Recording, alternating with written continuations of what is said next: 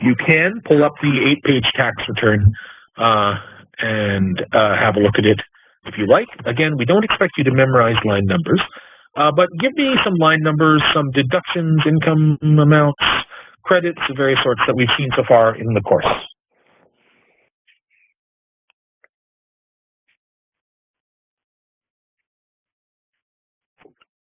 Because remember I told you something about these line numbers in our first class? I want to revisit that now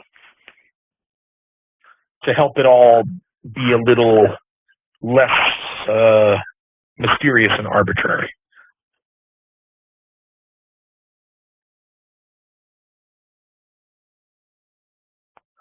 Oh, is my chat window lagging?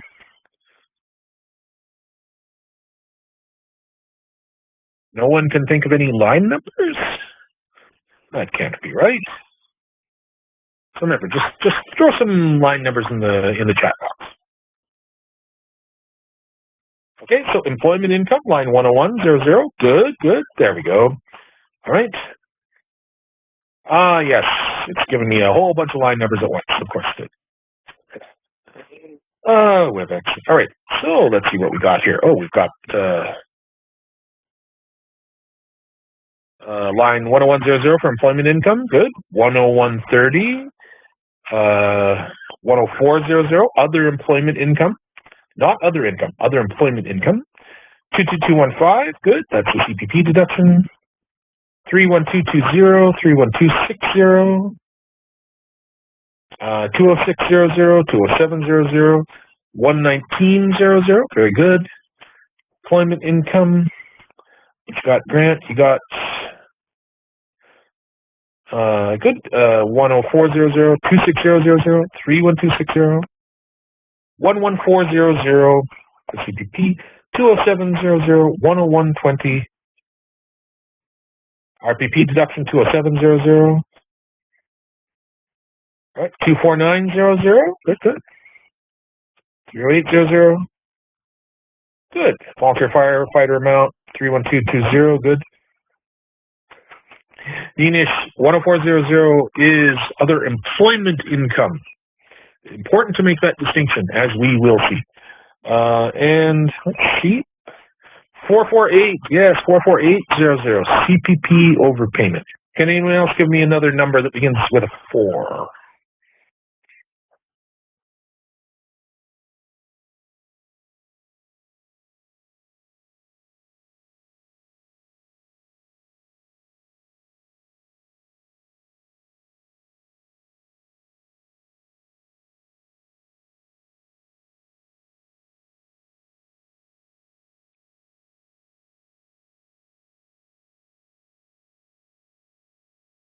Okay, all right, maybe it's lagging. Ah, yes, 45000, 40400, good. All right, so let me show you something. When we put all these numbers down, and people listening online, I've talked about this a bit in a previous session. You may not have had it in one of your previous sessions, but what you will notice when we lay them all out like this is that the patterns suddenly become a lot clearer. Anything to do with income begins with a 1. And things that are added together are on the right side of the page. Things that are for information only are on the left side of the page. That pattern persists. So for any deductions, they begin with a 2. And anything for information is over on the left side of the page.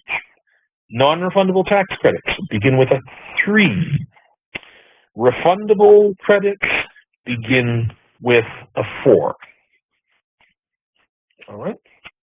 And of course, we have the key subtotals here, 15000, and then 23600, 26000. So this is the total of all income, and these are the subtotals after all of the deductions are applied.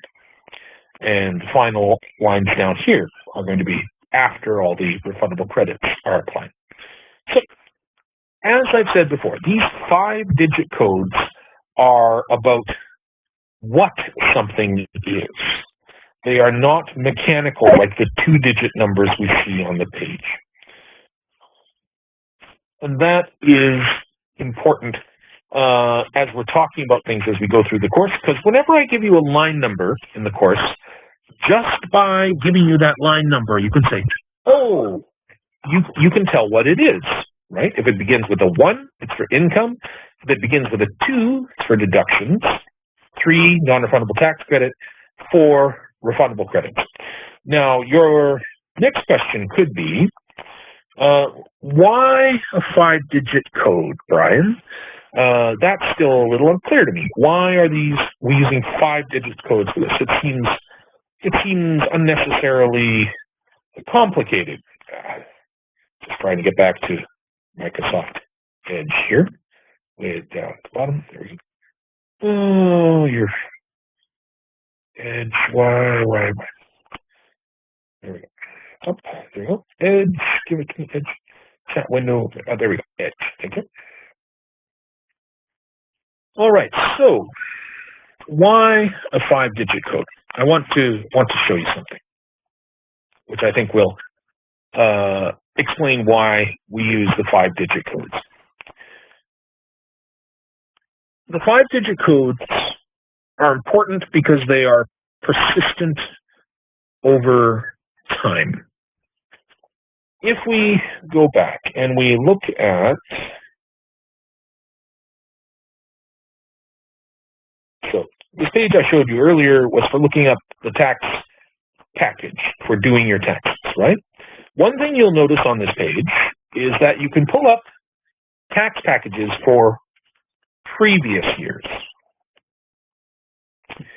And you can see just by looking at it, there was some kind of change which began to happen around 2017, although it's not obvious from here what. So 2017, 2018, 2019, there were some redesigns, some rethinking of the form. So if we were to pull up a 2017 package, and we were looking up here, and pull up the package for British Columbia, for example, with the 2017, we would see that you have a Schedule 1 and a Schedule 4.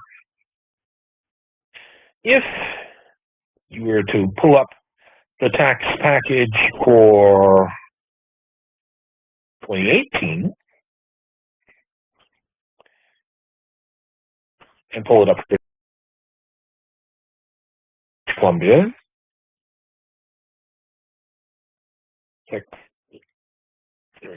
if you were to pull it up for 2018, you would see that the Schedule 4 is no longer there.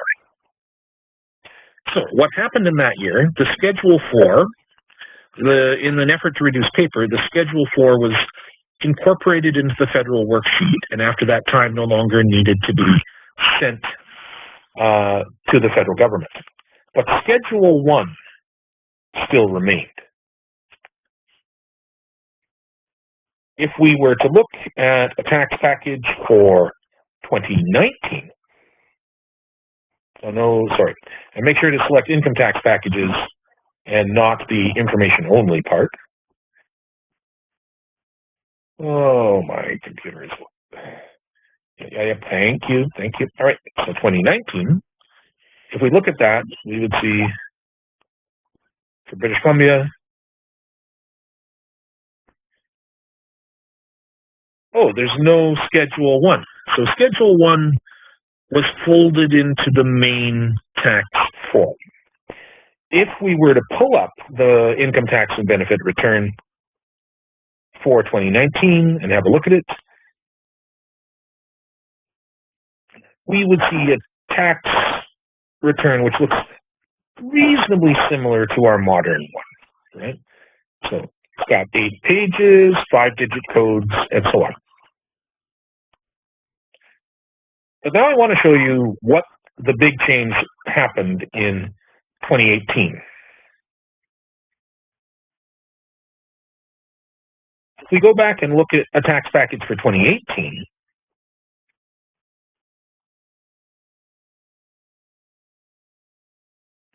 there we go. All right. 2018,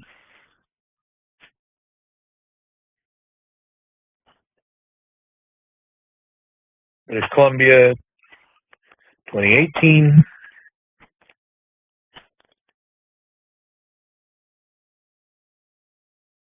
And open that up. The first page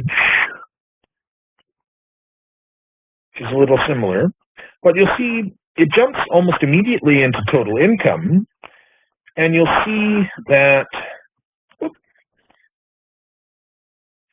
there are no 5-digit codes. Instead, the codes are 3-digit codes.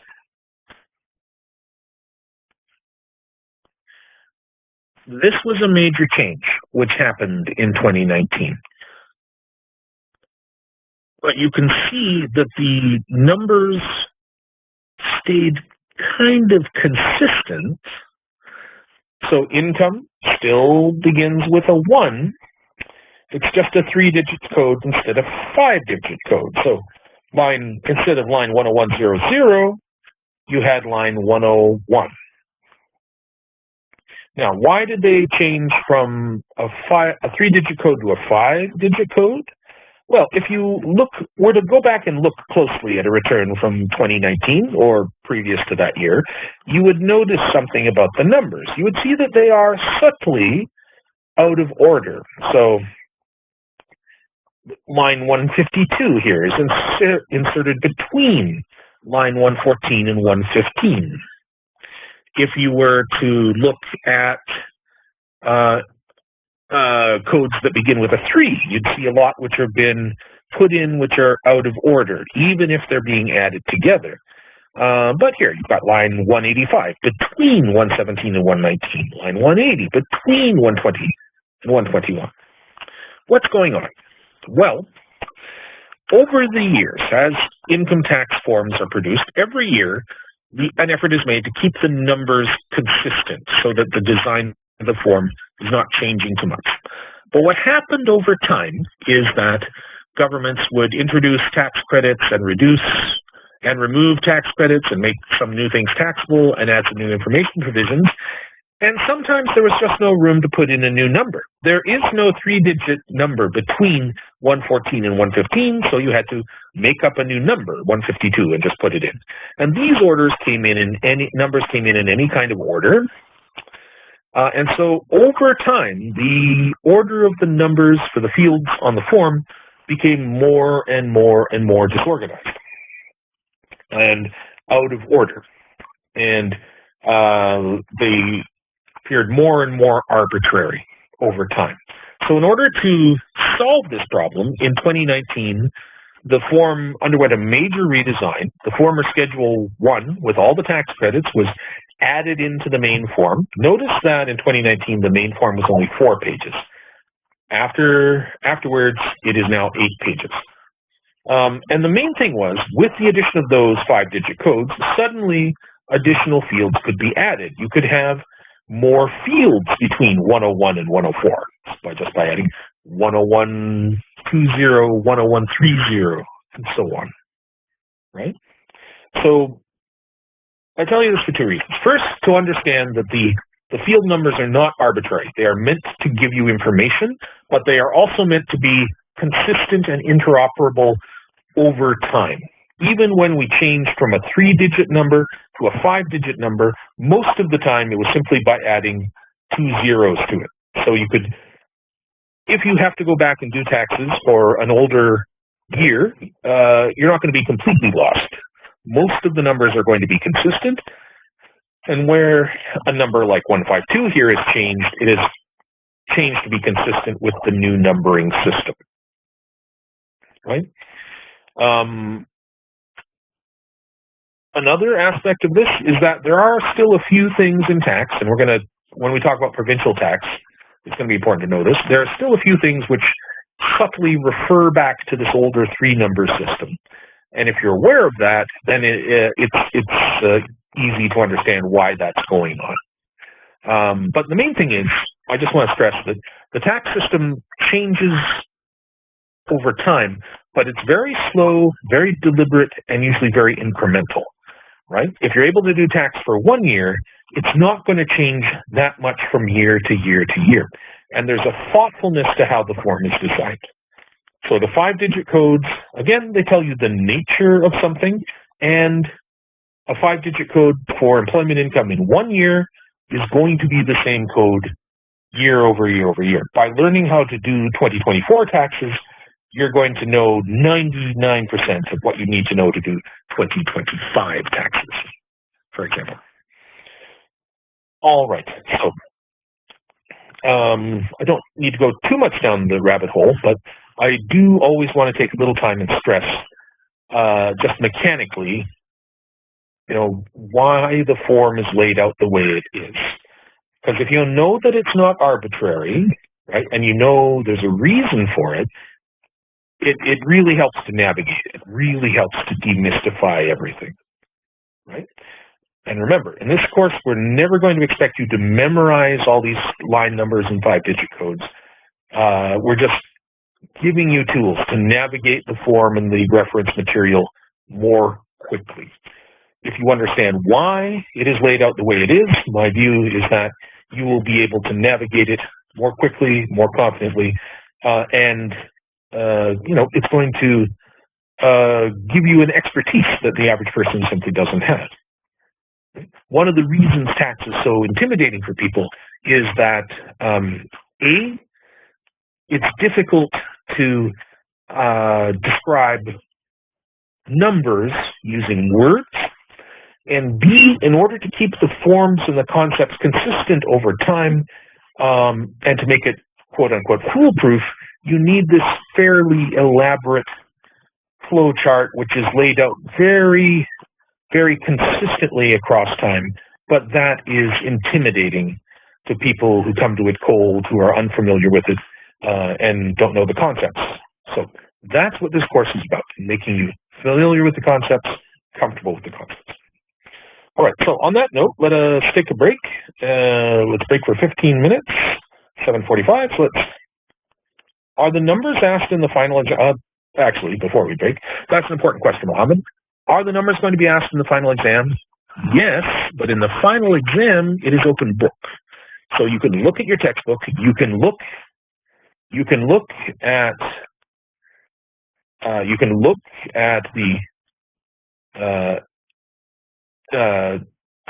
the T1 and other forms, right? So we're not expecting you to memorize things.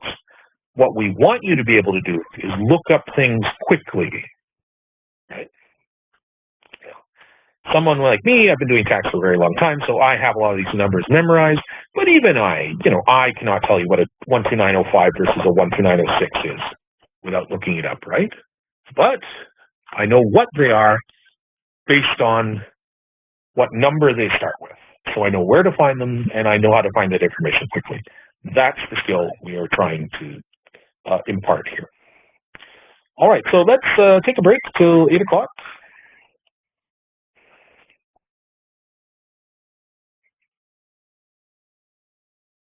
Okay, now Diane has a question on line 9 of Schedule 8. For some reason, the chat window, probably due to my power getting interrupted, my chat window doesn't go forward previous to that. So if anyone else had a question, just repost it.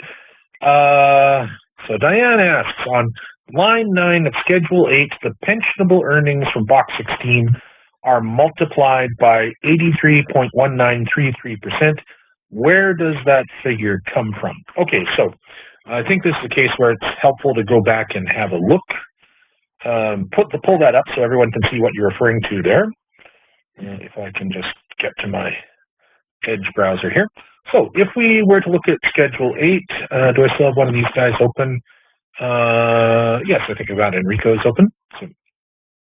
So if we go to Schedule 8, there we are.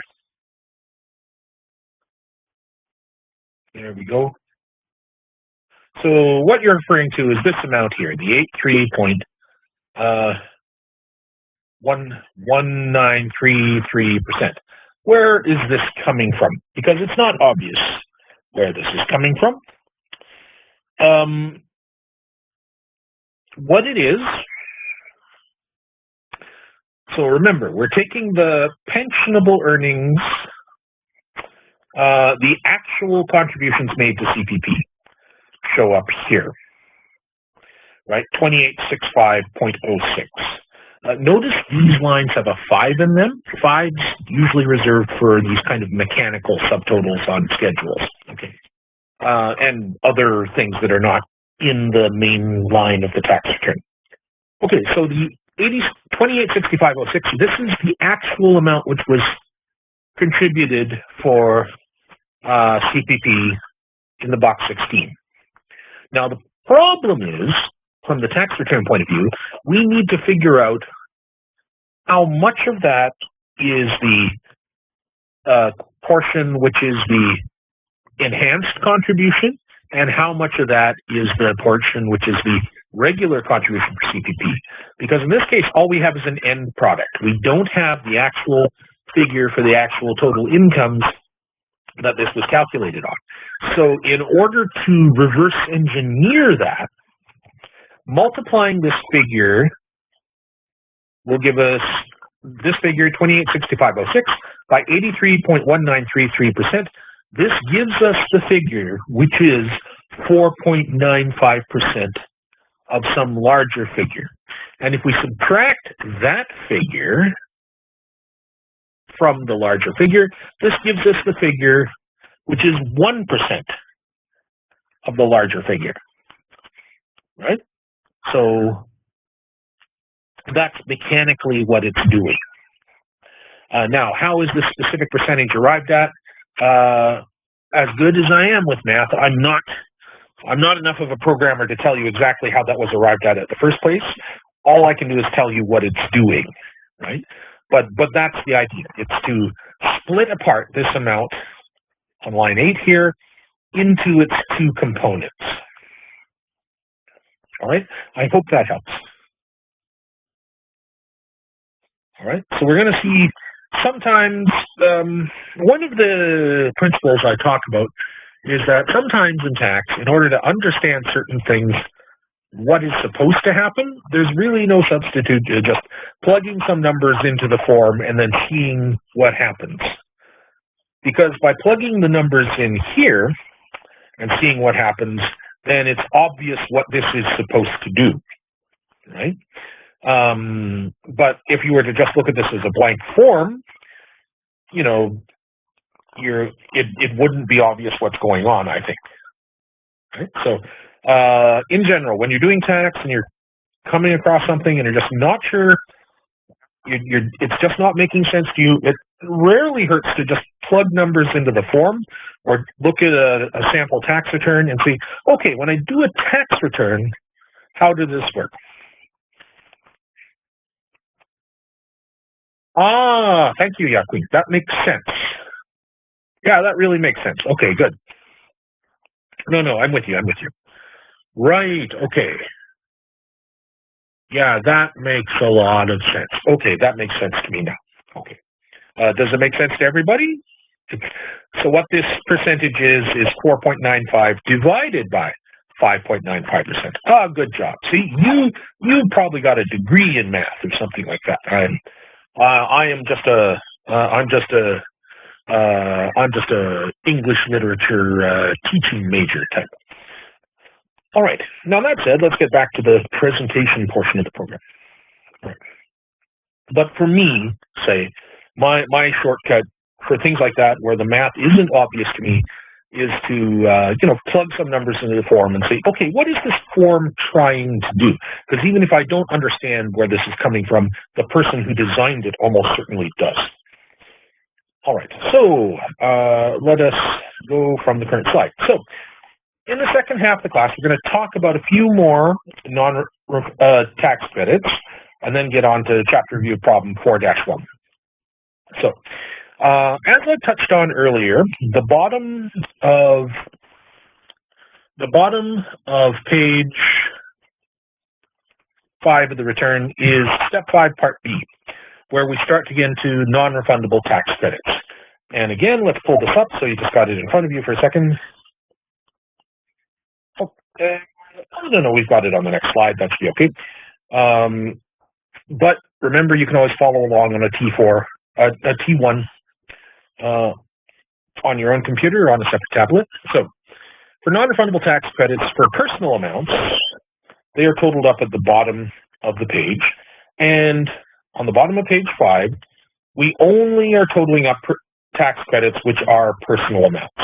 They are totaled up on line 89, which is then transferred to the top of the next page. The big one, the one we're going to talk about here today, is the basic personal amount, right? And it is pegged to your income. So if your income is $173,205 or less, you claim $15,705. If it is $246,752 or more, you enter $14,156. Now, why this difference, you might say? Where is this number coming from?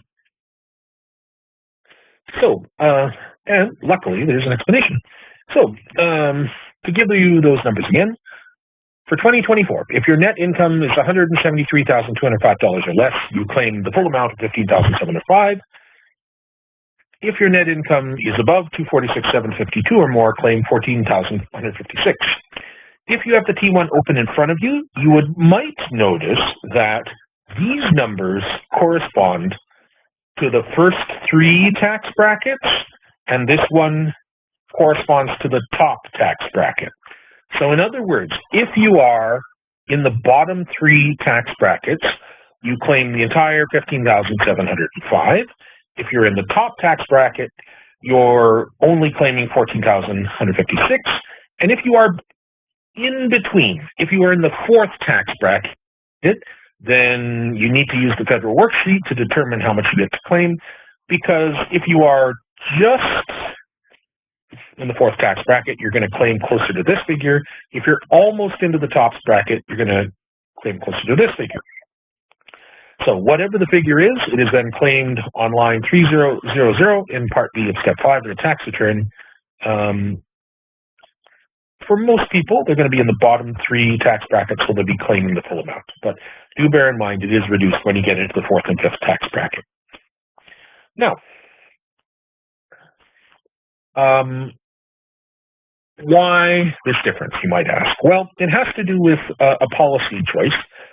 Essentially, a few years ago, the government wanted to give a bigger tax break to people in the lower tax bracket. So they wanted to increase the basic personal amount faster than the rate of inflation. So they bumped it up to $15,000. At the same time, they did not want to give this full tax break to people in the top 2 brackets, so they introduced this tiered sort of system.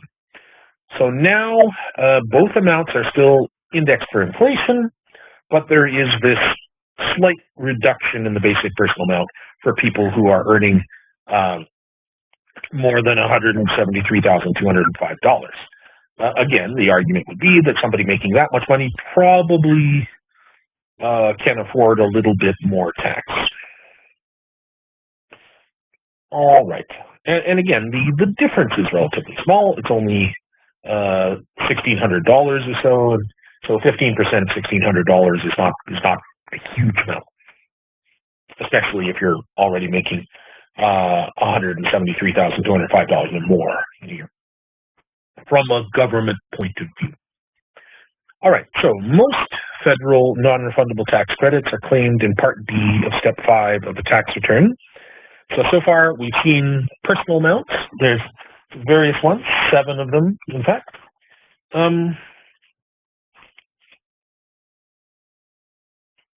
We're only dealing with the basic personal amount today, but we're going to deal with the other personal amounts as we go further into it.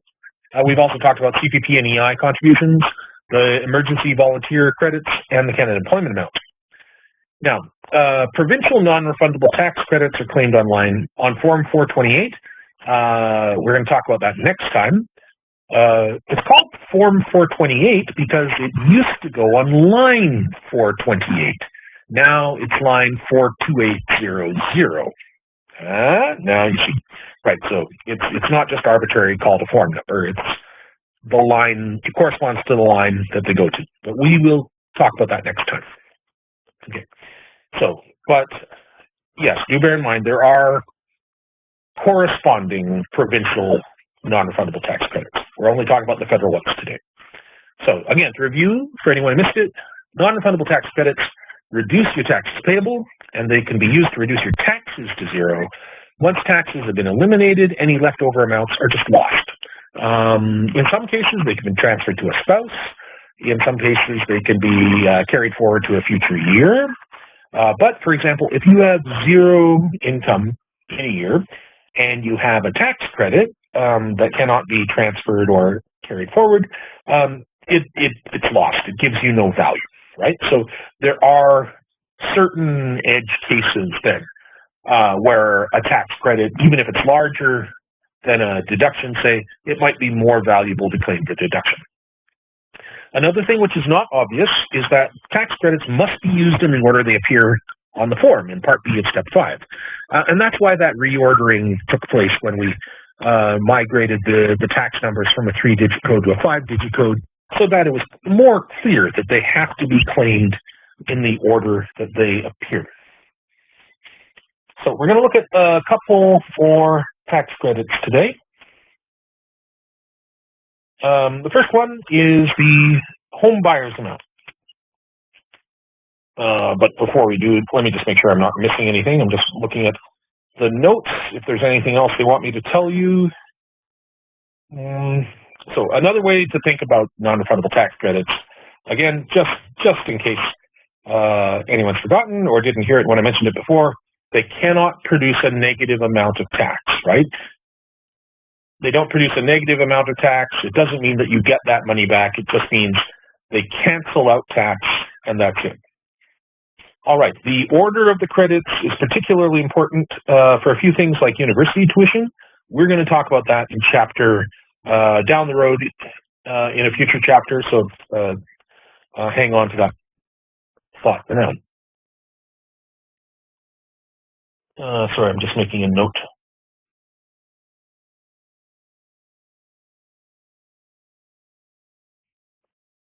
Right. So now, non-refundable tax credits we're talking about today in Part B of Step 5 are almost all at the bottom federal tax break, which is 15% in 2024. There are some other non-refundable tax credits, but ones that have a non-standard tax rate tend to be in Part C. I will identify them as we go through. All right. But for now, we're just confining ourselves to the beginning of, we're confining ourselves to the first portion of Part B.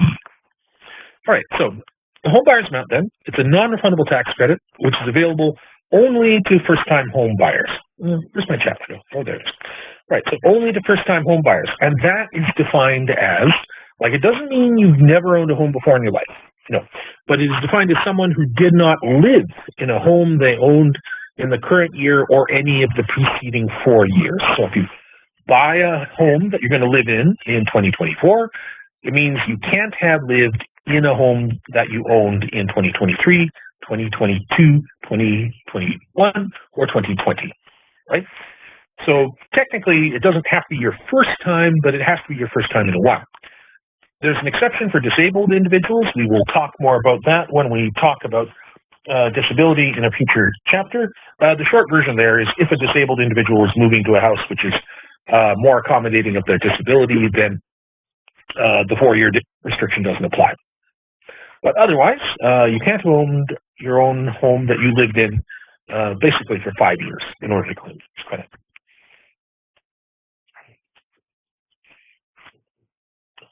Oh, I see what's happened. Right. Okay. All right, so to claim the home buyer's amount, you must purchase a qualifying home, and the conditions around this are fairly lenient. It must be registered in a taxpayer's or spouse's name, and it must be located in Canada, so you can't buy a home outside Canada.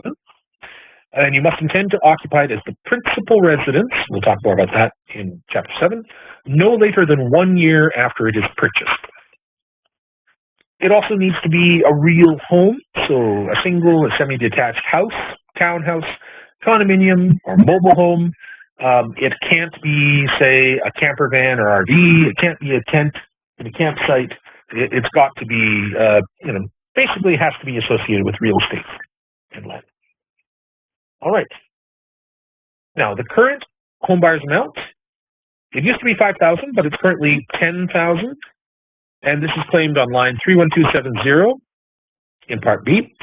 The amount can be split between the people who buy the house. So it can be split between spouses or unrelated owners. If I go and buy a house with three of my buddies, we can split the credit. The thing is, the total cannot be exceeded. So the total of $10,000 cannot be exceeded. It has to be divided between the people in question. However, there is no restriction on how it is divided, unlike a lot of other things in tax. So it's not dependent on how much of the home you own. Like, it doesn't need to be a 50-50 ownership split. It can be divided anyway amongst the people who own the home, and it can be applied to whoever benefits more from it. There's no restrictions that way. But it is a 15% non-refundable tax credit, so whoever claims it will get the same benefit. So there's no particular benefit to us putting it on one spouse or another spouse. It's not pegged to their income at all, providing they have enough income that they would benefit from a non-refundable tax credit. Okay, question, Mohammed. Anyone else have any questions? One sec, I will respond one.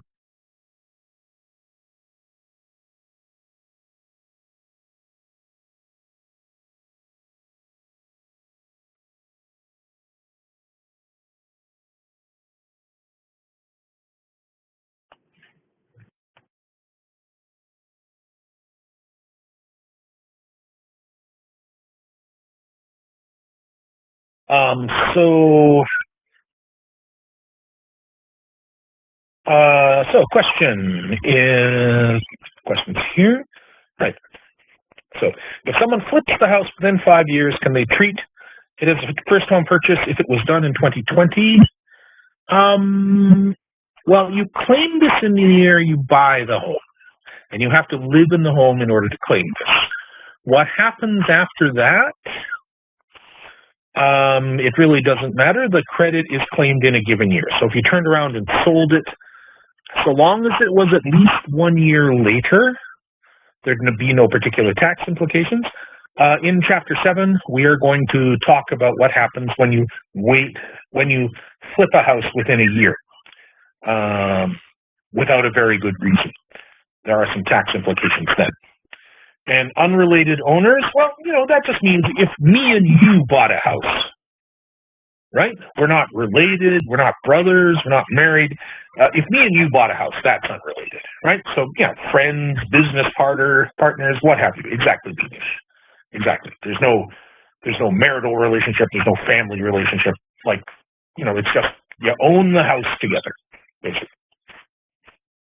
Right, so the home buyer's amount then, you can see it comes in after the employment-related credits we've been talking about before. So previously, we looked at the CPP, EI, Emergency Volunteer Credits, Canada Employment Amount. The very next one which comes in is the home buyer's amount. And again, in this case, unlike, say, the firefighter's amount, it specifies a maximum of $10,000 that can be claimed here. And the reason they specify the maximum is that it can be split with somebody else. So it's just to remind you, the maximum is $10,000, but you could claim less than that. All right. Another credit we see on this page is digital news subscription expenses. That one's relatively straightforward. We're going to talk about that one next. So this is a temporary non-refundable tax credit available for the 2020 to 2024 tax years. Sometimes we see tax credits like this, which are brought in by a particular government to try to encourage something to achieve a particular policy goal. So, for example, there was a transit pass credit which came in for a while with the aim of encouraging people to use more public transit, and then it was retired because the official reason was that it wasn't encouraging people, it wasn't having enough of an effect to encourage people to take transit. Similarly, this is a credit which is intended to support Canadian journalism. As you may have noticed, traditional journalism is struggling a bit lately with the onslaught of everything. So this is specifically to support qualified Canadian journalism organizations You can read that as traditional newspapers, basically. QCJO, there's a list of these available online. I have a long URL. If you want, I can point you at it. But basically, if you need to verify that something is a real newspaper or not, you can look that up with the CRA. The portion of the subscription which is related to the online portion of the newspaper only can be claimed on line 31350, and there's a maximum of $500. So most QCJOs will list somewhere on their website how much of their subscription fees are for online subscriptions, and in most cases it's going to be much less than $500, but it's entirely possible that someone is subscribing to multiple newspapers, or their small business has to subscribe to multiple newspapers in order to have this access. So that's the idea here. So anyway, whatever the total of the digital subscriptions are is entered on 31350, and this is another non-refundable tax credit at 15%. As we can see, it comes in right at the bottom of this column of mainly employment-related tax credits. A subtotal is done down here and transferred to line 102. All right, and basic personal tax credits were on the previous page and coming up here. All right, so let's see if everyone was paying attention. So Jeff and George are friends. They purchased their first home together in 2024, and both of them qualify as first-time home buyers. And that's important to note because it's entirely possible for only one person to be a first-time home, for one person to be a first-time home buyer and the other person not to be. It's still a $10,000 maximum, even if only one person can claim. In this case, Jeff and George both qualify. Now, if they were to ask you, Jeff and George come in and you say, hey, you've purchased a home together, you can get a tax break because you're a first-time home buyer. And they say, well, I've owned a home before. What do you mean? So how would you explain the definition of a first-time home buyer?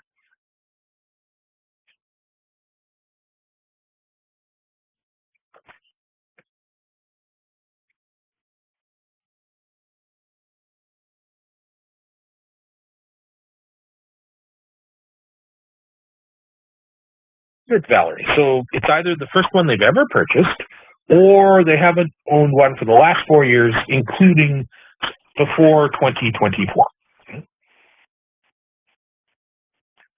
All right, so what's the combined maximum that Jeff and George can claim? If Jeff and George say, hey, this sounds great, what can we claim?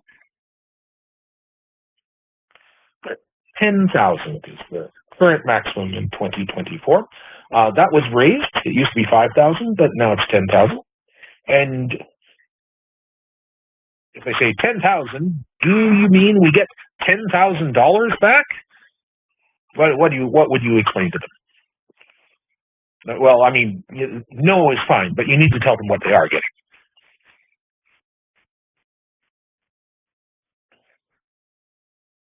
It's 15% of 10,000, which is, yes, 1,500, right? So you would say, oh, you're getting 1,500 back. That's 15% of 10,000. And, most people will say, 1,500, that's still pretty good, right? And they may ask again, so, right, it can reduce tax owing, so it is going to save them tax. Probably they're going to get money back. But we say tax savings because we don't know what else is going on the return, right? And lastly, they say, can both of us claim the credit? Is there any restriction on it?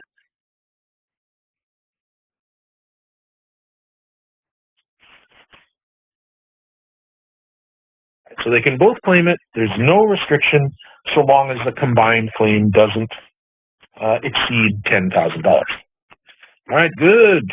All right, now let me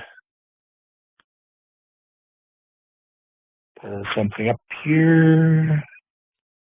There we go. All right, so another thing, just to make sure you're all comfortable, make sure I haven't skimmed over something too fast here. So the basic personal amounts that I was just talking about, so is it a deduction, a non-refundable tax credit, or a refundable tax credit? So Let's see if anyone happened to be out of the room when we touched on that. Again, I'll give you 1 minute on the timer.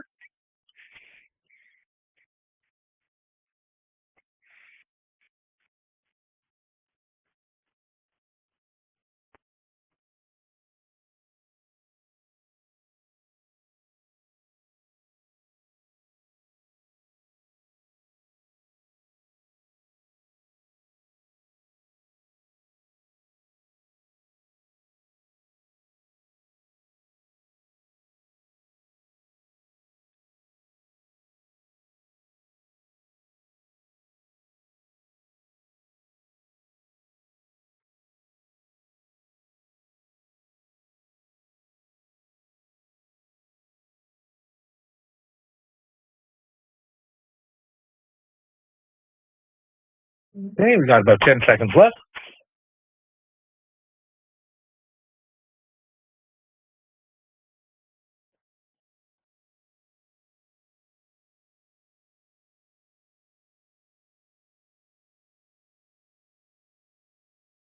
Right, so if they both claim, then how much does each claim on 31270? That is up to them. They can divide the 10,000 however they like.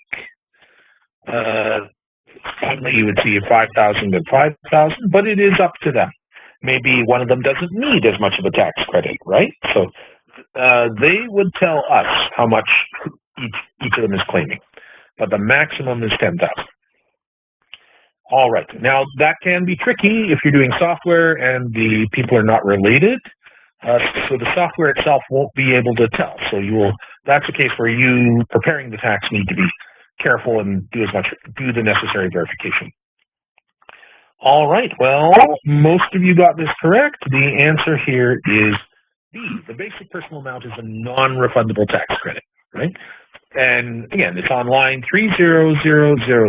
So begins with a 3, it's a non-refundable tax credit. Deductions begin with 2. Refundable tax credits begin with 4. All right, refundable tax credits that begin with 4 are usually claimed in step 6 of the tax return. But we need to note, get back here. We need to note that some important refundable tax credits are paid out separately from the tax return. We're going to talk about those in a couple slides. Credits are added together to determine total credits at line 48200, and then a refund or balance owing is calculated in step 6.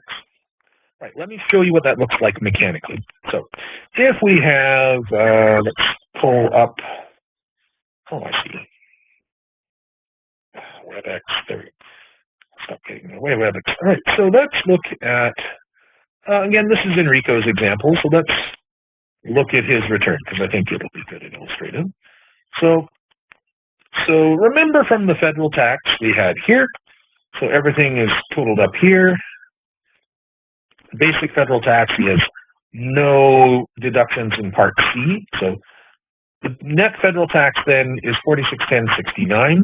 That comes forward into step 6. Now, non-refundable tax credits can only be applied up until this point.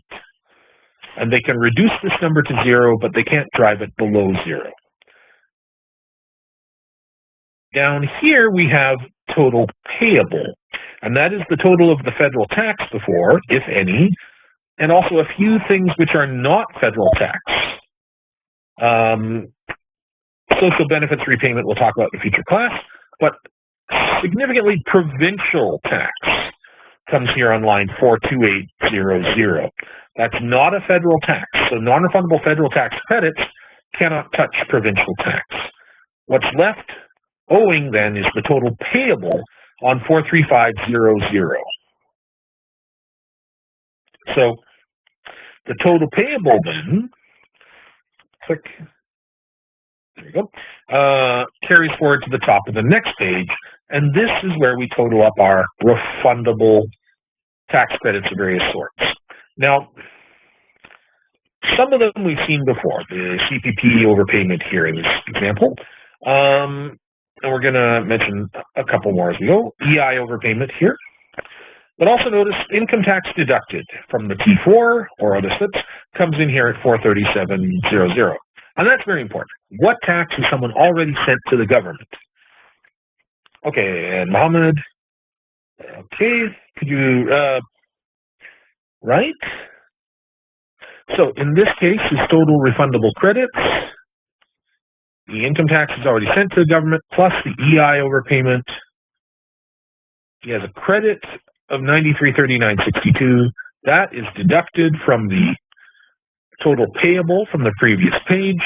That is a negative number, and the negative number goes over here for a refund of $25.74.10.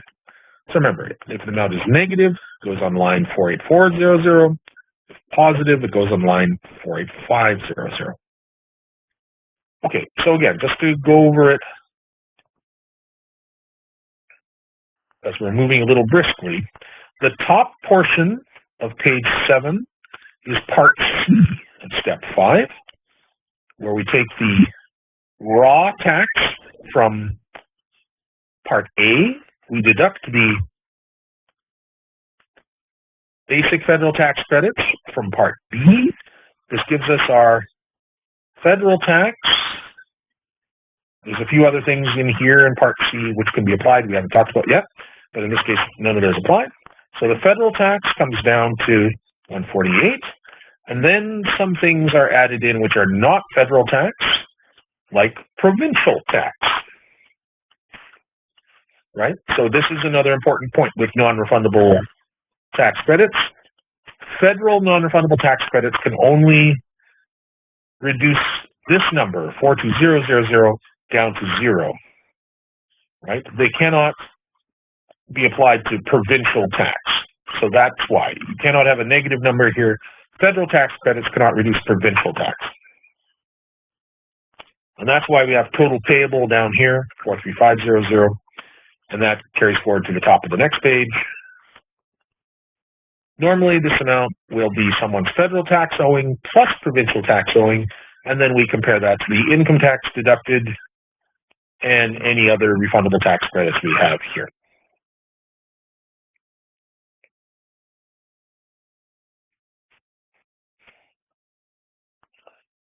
All right, so we were just looking at it, so I think you should all be able to tell me.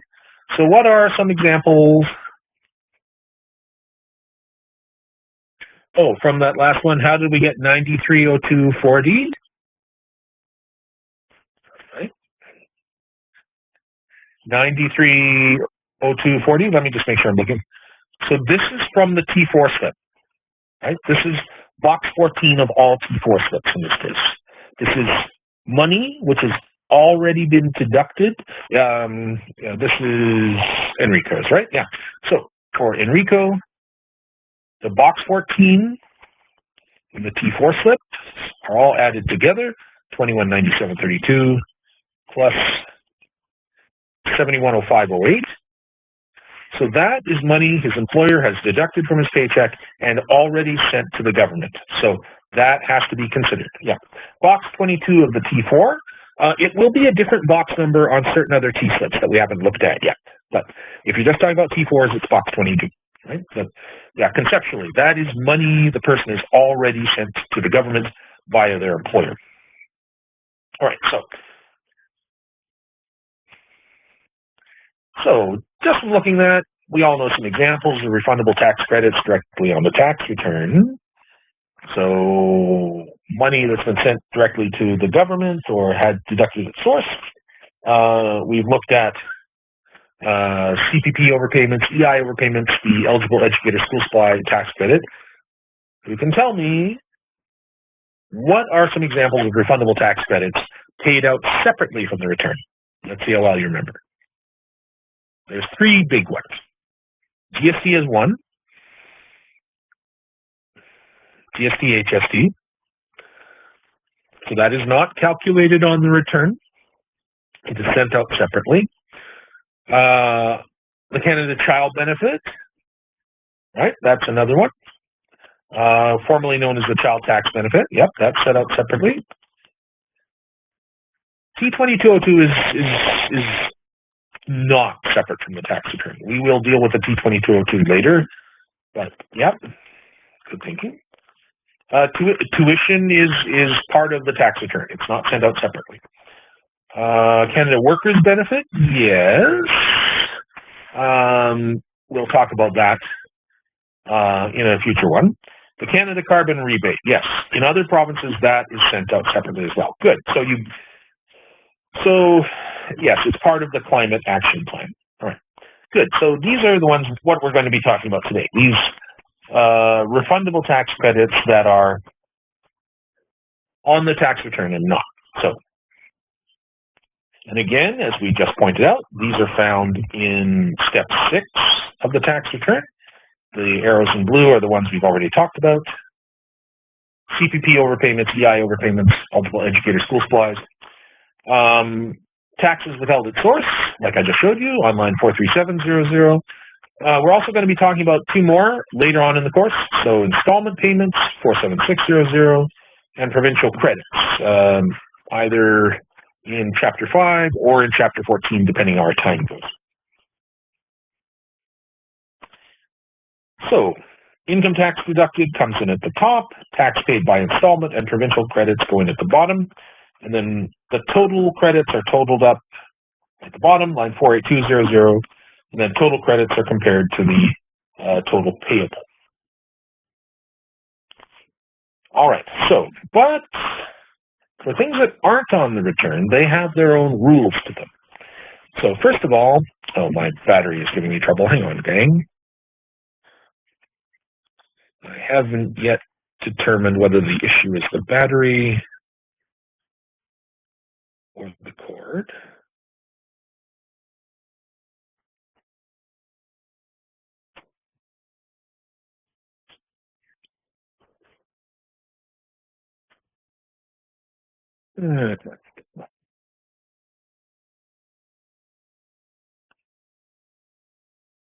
Oh,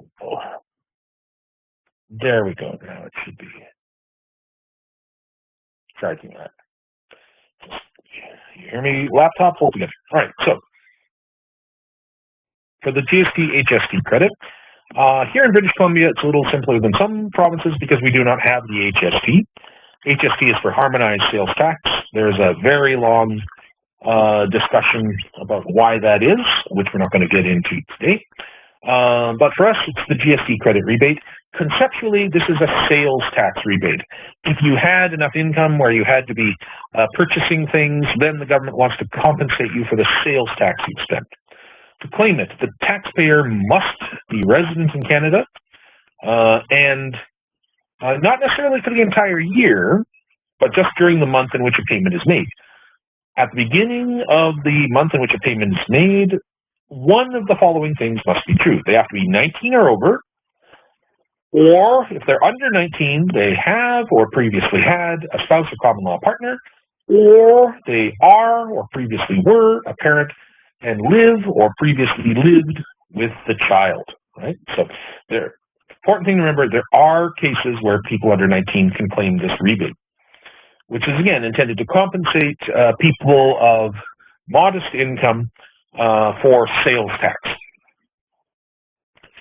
However, in order to claim the credit, you have to file a tax return every year. It is only intended for people with modest income, and so this means if you do not file your tax return, the government does not know what your income is and thus cannot calculate the credit. And it is based on the previous year's tax return. So quarterly payments will begin in July 2025 based on the 2024 tax return. Now, these payments are made 4 times a year. So, and of course, you don't have to file taxes until the end of April. So, in April 2024, in April 2025 is when you would have your 2024 tax return filed by. So this means that by July 2025, the government should know what your 2024 income was, and they can start making payments based on that. In the case of people who turn 19 during a year or immigrate to Canada, they will start receiving payments after they turn 19. So in those cases, it's important that they file tax for the year previous so that the CRA knows the month in which they're going to turn 19 so they can start making these payments. And if you immigrate to Canada, it's important to supply the CRA with information about your previous income for the previous year and possibly previous 2 years so that the CRA knows what your income was and so that your GST benefit can be calculated. Again, if someone has a very high world income and comes to Canada, they simply do not need this kind of support as much. Now, for administrative convenience, for couples, credit is now paid to the spouse or common law partner whose return is assessed first. It used to be that you had to specify it, but just in order to make it faster, the CRA says, okay, look, if you want it, you need to file before your partner. We're not going to require hold up this credit for people to submit this particular preference. When we calculate the credit, it begins $349 for the year. If you have a spouse or partner, you get another $349. If you're single but have an eligible dependent, you get $340 instead of the spouse or common law partner amount. And then if you have eligible children, you get $184. And if you have income over a certain amount, I have it in my notes here. So if you have income over $11,337 for 2024, then you will get an additional credit based on how much income you have. So this is one of those rare things in tax where if you make more income, you're getting a larger credit. Is this for GST? Yes, this is the federal portion only we're talking about here. BC has a corresponding amount, which we'll talk about next time. So the way it works then is at 0, you get kind of these amounts up here. Then at 11,000, you get the 184. So, and then this increases, but based on your income. But once you hit 45,521, the amount you get is reduced very rapidly. So by the time you've got 53,000, you're usually not going to be getting any GST back at all. So this is one of the things that makes it a little difficult for me sometimes to be able to say to somebody, hey, I know how much money you're going to be getting back in GST, but I know you're going to be getting something just because of this figure here. Key thing to note is that the CRA makes this calculation. It is not made as part of the tax return. We can estimate what it's going to be, but we cannot guarantee what it's going to be. And there is a matching provincial component depending on what province you're in. If your province changes, you're supposed to notify the CRA because your provincial allowance will change with it and may go up or down depending on what province you're going to. All right, so if you've been paying attention all the way along, what is the maximum income? Well, sorry, that's a good question, Bila. What's the maximum income? Well, it's hard to tell you because although it's reduced by income in excess of 45,521, we don't know how many children you have. So if you have more children, you're going to have a higher starting amount. If you have a spouse or an eligible dependent, you're going to have a higher starting amount. So it makes a real difference if you're beginning from $349 or, $698 or, $900, $1,100, $1,300, and so on. Right? So that's why I say in general, once your income gets to the household income gets to the low 50,000s, the GST is going to go away rapidly.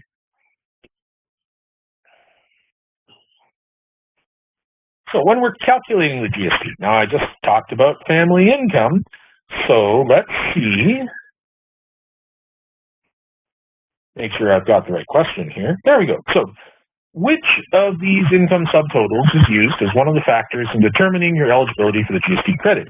Is it total income, net income, or is it taxable income? So I will set the timer to 1 minute, and if you've been paying attention, I don't think this one is too hard, but let's open the poll and see. I'm going to take a sip of water.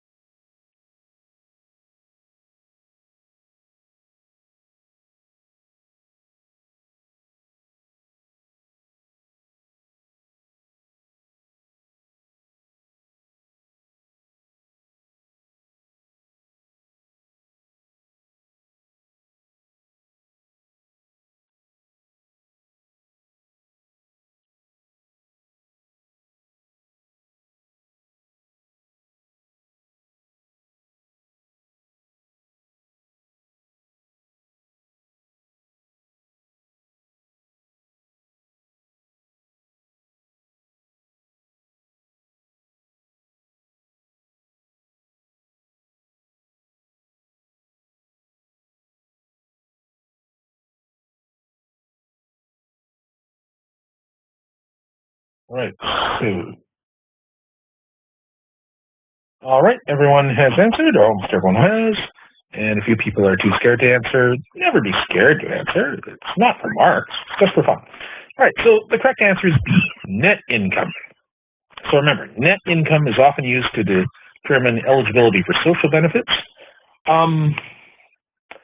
So this means that certain kinds of income, we haven't talked about yet, but certain kinds of income are not taxable. So they are included in net income, but not in taxable income. And this kind of makes sense when you think that certain things, such as workers' compensation benefits, you would want someone's net income to be a little higher, because remember, in certain circumstances, a higher net income will give you a higher GST benefit. So net income is what's used here. But we haven't really talked about those types of income just yet, so once we do, I think it'll be a little clearer. But yeah, just in general, remember, net income is what we use for determining eligibility for various credits. The Canada Child Benefit is also based on net income, but it's a little different. It's non-taxable. Like the GST, it is similar to a tax rebate. It is not income. It is paid out to low and middle income families with children. Although the threshold is much higher than $50,000, I think you will still, even if you're getting $150,000 in a year, you'll still be getting something for the benefit. But the exact number is based on your income. So the higher your income, the more the benefit will be reduced. Again, we're not going to get into details of the calculation because the CRA does this calculation. In order to receive the benefit, the key part from a tax point of view is you have to file taxes every year in order to continue receiving the CCB. So also the children, the children have to be registered with the CRA. Currently, there is no need to specify on the tax return how many children you have, what ages they are, their social insurance number, nothing. So the children have to be registered with the CRA, and this is usually done at birth. So you're in the hospital, you give birth, and the staff come by with a page full of forms for you to sign. One of them registers the children with the CRA so you can start receiving this benefit. If for whatever reason this didn't happen, maybe the birth's not in a hospital, maybe you've immigrated to Canada, then you file a form RC66 to let the RC, you can remember, for refundable credit, and the RC66 lets the CRA Service Canada know what children you have, and you normally send that in with birth certificates or what have you. You can also do it using My Account. If you immigrate to Canada, there's an additional form you have to file called the RC66H, which gets into immigration status.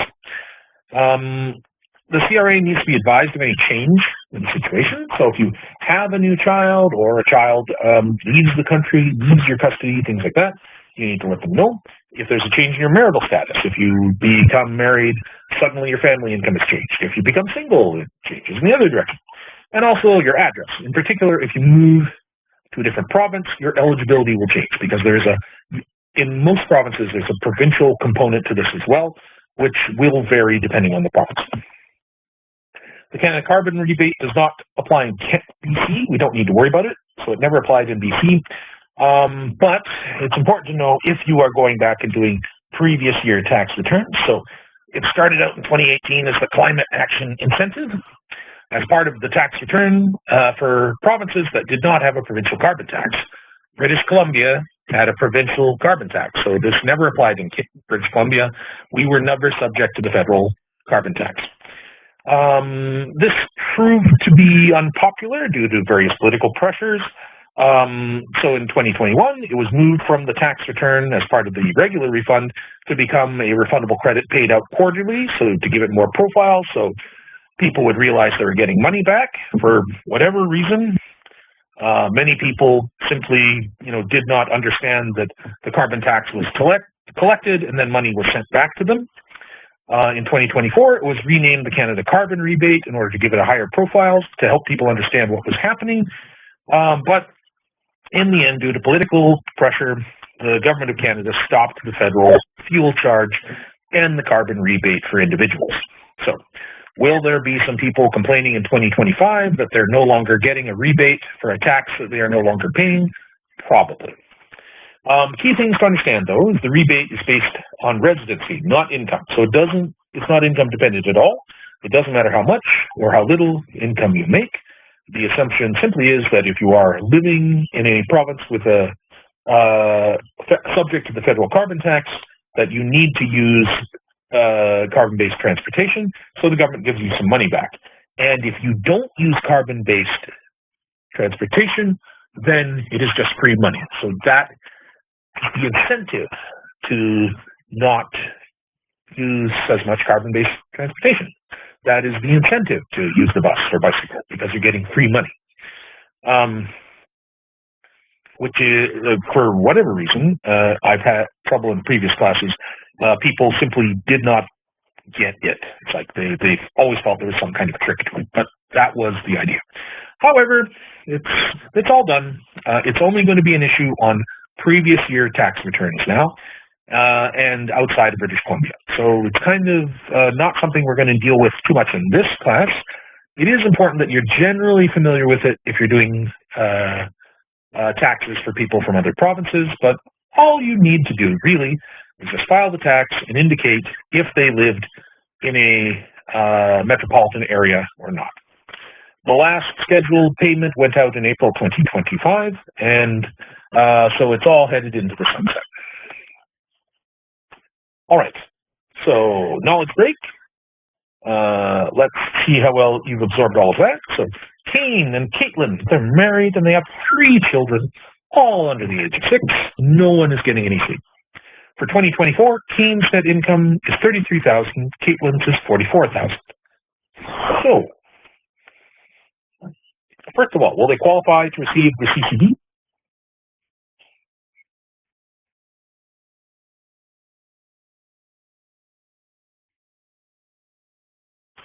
Yes, absolutely. All that's necessary to receive the CCD is that you're living in Canada and you have children under, I believe, the top age is 16. So under age of 6, they're definitely going to qualify. I think you get an enhanced credit if the child is under 6, but 16 is the top, I believe. I think 16. On Sunday we said 16. I can double check that though. Remind me if I don't have an answer for you next time. I don't have it. It's almost certainly in the textbook as well.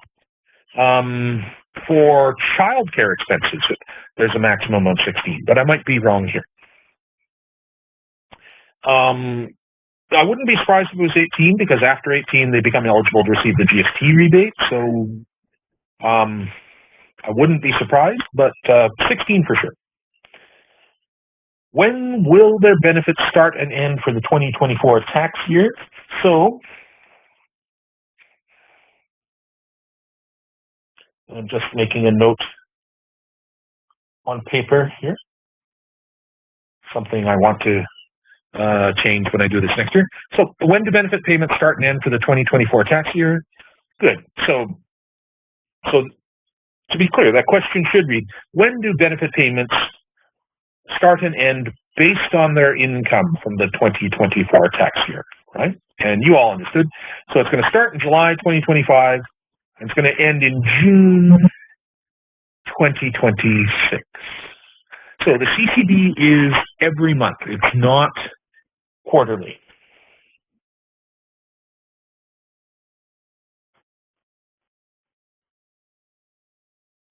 So it's not June through April. It is, sorry, not July through April. It is July through June. And who needs to file taxes in order to make sure they get the CCD?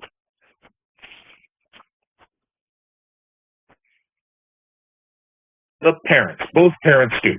And this makes sense if we think about it, because the family income will have an effect on how much they get, which again makes sense. People with really wealthy people with really high incomes just don't need the same kind of sports that someone with a really low income does.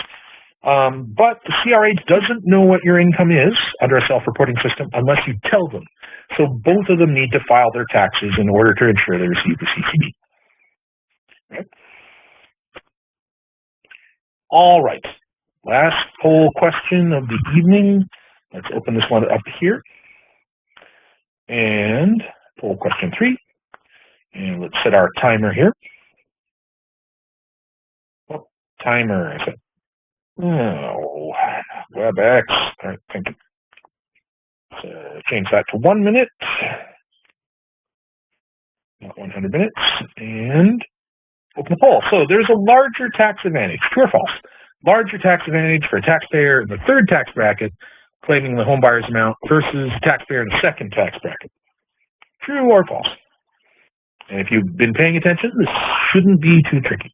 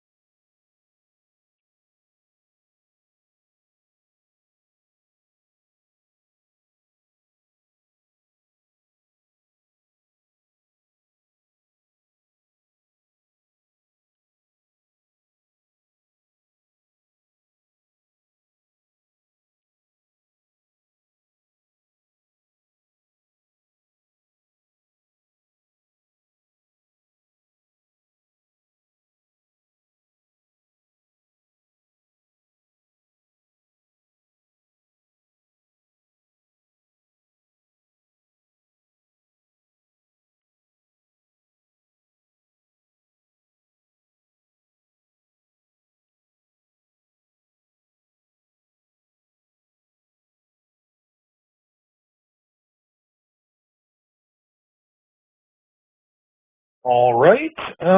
So kind of an even split here. So let's review a little bit. So remember what this means here. So someone in the third tax bracket versus the second tax bracket. So that means that if we pull up someone's return here. All right, so remember the third bracket versus the second tax bracket. So that when we say that someone's in the third bracket, they're in the third bracket, second bracket, it means their income is either going to fall in this column or this column. So true or false is going to be more beneficial for someone whose income falls here or falls here. It's true if we're talking about a deduction, because deductions reduce your taxable income, right? They reduce your, and thus they can push you into a lower tax bracket, right? They're saving you tax at your highest marginal rate. Okay. All right, but in this case, it's not a deduction. We're talking about the home buyer's amount, and the home buyer's amount is a non-refundable tax credit in Part B. So the home buyer's amount comes in here, and it is totaled up here, and thus it is not affected by someone's income. It receives a 15% tax credit regardless of what your income is. So it will benefit both of these people exactly the same, and that is by 15%. This is an important concept to be comfortable with, because when we're giving tax advice to people, this distinction between tax credits, which are the same regardless of who claims them, and deductions, which have a different effect depending on someone's income, this means that tax credits, you can, it doesn't matter who claims them in a couple. Like with the home buyer's amount, it doesn't matter whether I or my spouse claim the $10,000. Both of us combined are getting $1,500, right? With deductions, that is not the case. So with deductions, you sometimes have to really carefully consider who is claiming the deduction and who's going to benefit more from it. We're going to see more and more examples of this as we go further into the course. All right. Both parents, if they're separated, later in the course, we're going to talk about examples where people may be separated. Right now, at this early stage of the course, it's still early, we're confining ourselves to relatively simple examples, but don't worry. Later on in the course, we'll be talking about cases like family separations or people getting married or separated during the year. Don't worry, that's all coming, but we're going to solidify the basics first. All right, we're coming up on 9 o'clock, so I happen to know that next chapter, chapter 5, has a lot of flexibility built into it. So I think we will do chapter review problem 4-1 at the beginning of next class, if that's okay with you. If I hear all of you crying out in the chat box and say, "No, Brian, no, we want to do it now," but I'm not getting that vibe somehow. So if that's okay, so I'm just going to review the final points, and then we'll do 4-1 at the beginning of next class, which is of course in just 2 days. So we'll skip over 4-1 and just again review what we talked about here. So you now should be comfortable with the personal amounts from step 5, part B of the tax return, in particular the basic personal amount. You should be able to explain the rules for the home buyer's amount and how to claim the non-refundable tax credit there. You should be comfortable with calculating a taxpayer's total non-refundable tax credits, at least the ones we've talked about so far. And you should have a general understanding of the eligibility for refundable tax credits that are paid throughout the year. And you should, by now, be able to identify some of the other refundable tax credits that appear in step 6 of the tax return. So for Wednesday, 2 days from now, I would like you to read InkDoc Chapter 5. Chapter 5 is going to be done over 2 sessions, so it has flexibility built in. So that's why I'm going to say tomorrow, next time we can definitely do 4-1. We will have time for that. CRP 5-1 and 5-2, we're going to go over those next Monday, right? So we're going to go over those in session number 6. Right? So all you need to do, 4-1, if you haven't already, and read chapter 5 with the understanding that we're going to be taking more than one class on it, because it's a big chapter, and depending on where you are in Canada, you're going to need to spend more or less time on certain things. So some flexibility is built into it there. All right. So on that note, everybody, thanks for joining us. Those of you listening online, thanks for staying with us. A lot of interesting questions tonight, which I think always makes for a richer and more interesting class. In our next recorded session, we're going to be looking at chapter review problem 4-1 and beginning chapter 5. All right, so thanks everyone. Good work, everybody. I think we can pause the recording.